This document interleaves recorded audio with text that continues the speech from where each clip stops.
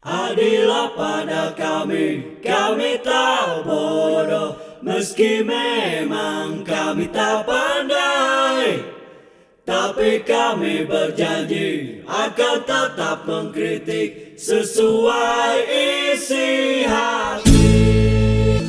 Hei penguasa, ini kami rakyat jelata. Engkau ada untuk siapa? Hei penguasa, ini kami rakyat jelata. Mau sampaikan semua keluh kesah.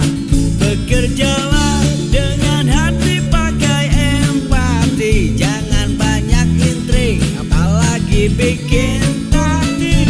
Bijaklah dalam membuat peraturan. Jangan sampai bikin aturan yang berat sebelah.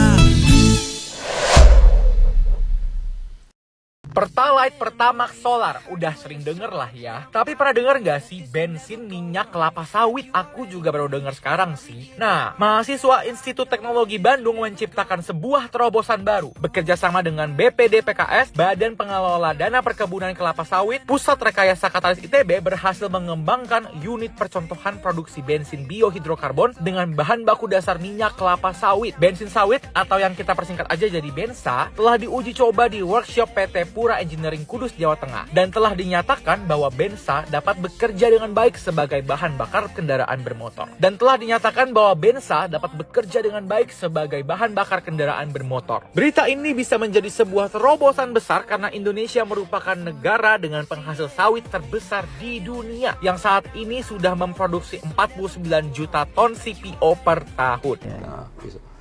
Nah, masalah lain di sawit ini produksinya sedikit, Produksi sawitnya rendah. rendah. Jadi potensi kita Kan bukannya termasuk yang tertinggi di dunia, kedua lah katanya. Apa pertama tertinggi? terbanyak mah ya. Terbanyak. Sekarang potensi sawit itu 10 ton minyak per hektar per tahun. Ya. Ini ukuran umum ya. Realisasi kita hanya 32 lah persisnya. 3,2 ton. Artinya hanya 32%. Dari kapasitas Dari 100 kapasitas yang harusnya kapasitas bisa terpenuhi. potensi yang ada di tanaman itu. Nah, seandainya 2 kali lipat aja. Ya, dari 3,2 jadi 6,6, 6,5. Apalagi kalau 7 ton. Itu yang produksi kita total sekarang ada 50 juta ton. 50 juta ton kalau 2 kali lipat atau lebih jadi 120 juta. Bisa Dengan teknologi loh. teknologi. Jadi gini Kang Ipul, ini Kang Ipul kan bukan orang pertanian ya. Ya. Tapi pasti tahu kalau Ya. tanaman nggak dipupuk, Ya. gimana buahnya? Ya logika aja itu mah ya. Ya. Kan buahnya nggak ada, Nggak ada. atau sedikit lah. Di sayurannya nggak dipupuk, ya daunnya kurang bagus. Ini di sawit yang namanya perkebunan besar, ini perkebunan besar nih, Ya. yang modalnya miliar-miliar semua, banyak yang nggak dipupuk. Alasannya? Ya macam-macam lah, nggak dipupuk juga ada hasilnya. Oh gitu. Memang ada hasilnya, nggak dipupuk juga. Ya dikit, tapi masih untung daripada keluar duit, kira-kira gitu. Yang rakyat apalagi? Yang rakyat ini banyak yang nggak dipupuk, makanya kalau kita ke lapangan tuh warnanya kuning-kuning, Iya, iya. buahnya sedikit, ya. Itu tanda dia yang nggak dipupuk. Yang paling bagus di antara tiga nih ada rakyat, perkebunan rakyat, ada perkebunan swasta, ada perkebunan BUMN. Iya. BUMN. Yang Karena paling BUMN bagus. ini kalau nggak dipupuk dia dimarahin Oke. sama komisarisnya, sama direktur utamanya. Jadi walaupun dikit, harusnya misalnya pupuknya 100 nih. Ya dipupuk hanya 10% masih mending lah Ya, ada ya. pupuknya. Nah, umumnya sekitar 40%-an dari situ. Nah, jadi sebenarnya ini mah gampang banget nih kalau Pak Prabowo mau. Solo aja semua kebun sawit harus dipupuk. Full misalnya gitu ya. Tahun depan udah loncat tuh produksi itu. Dari 50 juta ton Kali 2. udah kali 2 lah. Minimal. Kali 2 lah jadi 100. Cukup untuk biodiesel sampai B100 cukup. Tinggal bensin nama-nama lagi, tambahin lagi areanya sedikit lah. Sekarang kan 17 juta ton. Yang sudah disetujui, sudah ada izinnya, itu ada 20,5 juta. Katakanlah 20 lah. Jadi ada 3 juta ton lagi belum ditanamin ya.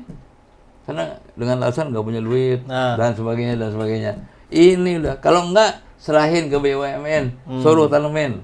Ada Danantara tuh bisa turun. Ah, itu mah lain lagi nanti. Oh, beda. Ngeri. Sekarang minta aja ke bank, banknya bank pemerintah juga, tolong biayain untuk tanam sawit yang tanah yang 3 juta hektar itu. Ini udah ada izinnya. Kepemilikan dari Pemilikan masing-masing. rakyat atau pengusaha besar. Pengusaha. Kalau ada izin-izin itu pengusaha Okay. biasanya. Nah, yang lucu lagi, Pak Prabowo kan sampai nyari-nyari lahan sampai ke Merauke. Untuk ketahanan pangan.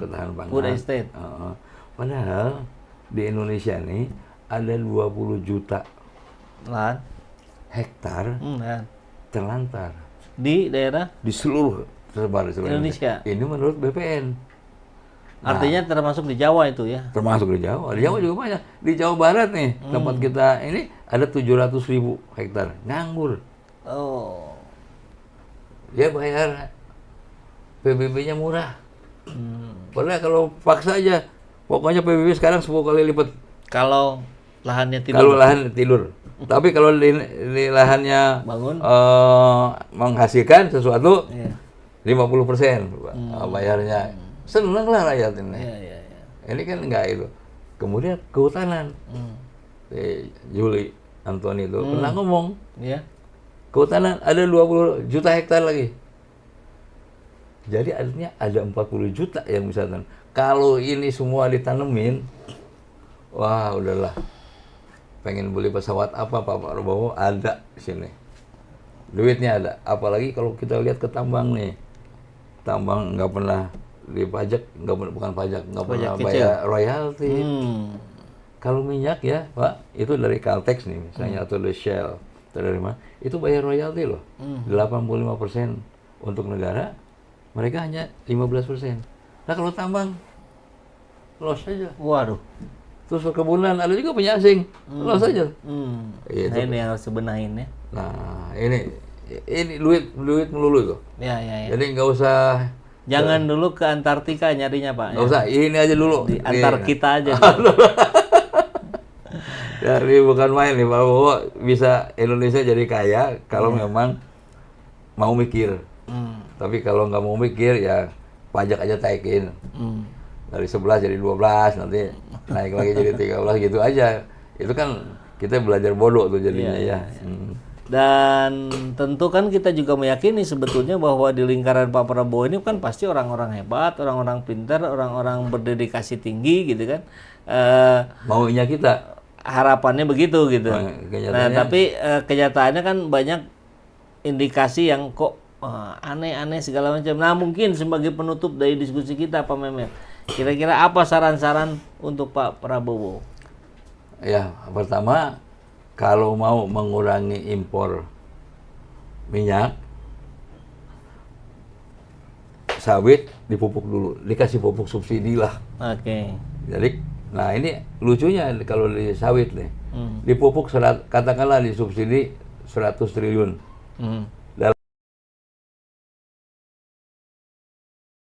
Jadi untung, pemerintah tuh untung.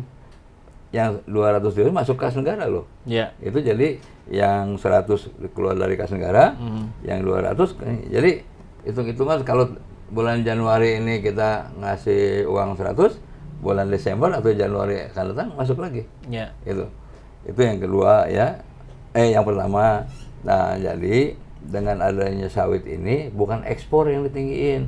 Ekspor tetap aja jagalah sekitar 20 sampai 25 juta ton setahun. Udah itu jangan diganggu lah. Okay. Nah yang lainnya nih kalau itu bikinlah untuk biodiesel, biogasolin kurang ya. Yang kedua, suruh Pertamina untuk cari tempat-tempat minyak ngebor lagi yang baru-baru. Tapi karena risikonya begitu, jangan dianggap korupsi. Jangan ditakutin, karena itu risiko dagang, risiko bisnis minyak ya seperti itu. Ya, kalau kita bisnis pertanian misalnya atau perkebunan, dimakan babi, ya resikonya akan selalu ada hama itu ya. Nah kalau di minyak yang itu nggak ada, tapi begitu ngebor belum tentu jadi. Nah itu jangan takut-takutin itu, biar aja. Supaya dari 600 barrel per hari, 600.000 barrel minimal jadi 1 juta. Kalau itu 1 juta ditambah ini dari 50 menjadi 100, katakan ada tambahan 50 juta. Nah di minyak dari 30 juta ada tambahan katakanlah 30 juta juga. 50 sama 30, 50 cukup. Ini pertanyaan banyak orang awam, Pak Mehmet. Kalau terutama yang fosil banyak dikeruk, habis itu cepat. Betul. Jadi apa mestinya fokus pada energi yang terbarukan gitu? Kalau negara lain yang sudah paham soal ini, itu disimpan. Disimpan, siapa tahu nanti kita perlu. Jadi enggak, kita punya, tapi dibiarin dulu lah, jadi tabung lah istilahnya. Lebih edan lagi Cina. Dia kan nggak punya batu bara. Dia ambil batu bara dari kita, disimpan di tanah. Sebagian dipakai, sebagian buat nabung. Gitu. Iya. Ya ini itu orang pintar tuh. Kalau kita kan belum pintar ya. Belum sepintar mereka. Oke. Jadi itulah kalau memang Prabowo mau untuk mengurangi atau menghilangkan impor minyak. Minyak kita bagus, kadar belerangnya rendah. Kalau kita impor dari Arab misalnya itu sekitar 1.500 ppm.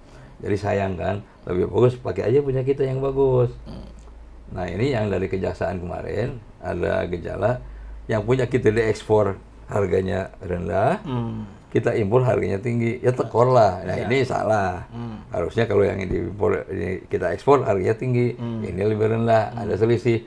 Dulu kalau nggak salah begitu polanya. Jadi kita punya ada dana tambahan. Ya dalam 5 tahun Pak Prabowo menjabat jadi presiden, nggak usah impor minyak lagi, bisa. Dengan catatan yang tadi sudah disampaikan ya, Pak Mehmet. Dua hal tuh. Tingkatkan lifting minyak, jangan ditakut-takutin korupsi. Mereka kalau gagal, dan sawit. Kasih pupuk. Kalau mau tambah areal dikit lah, dari 20 juta jadi 25 juta, udahlah. Jadi Pak Prabowo udah bisa lebih gagah lah daripada sekarang. Oke. Apalagi di luar negeri ya. Iya, baik.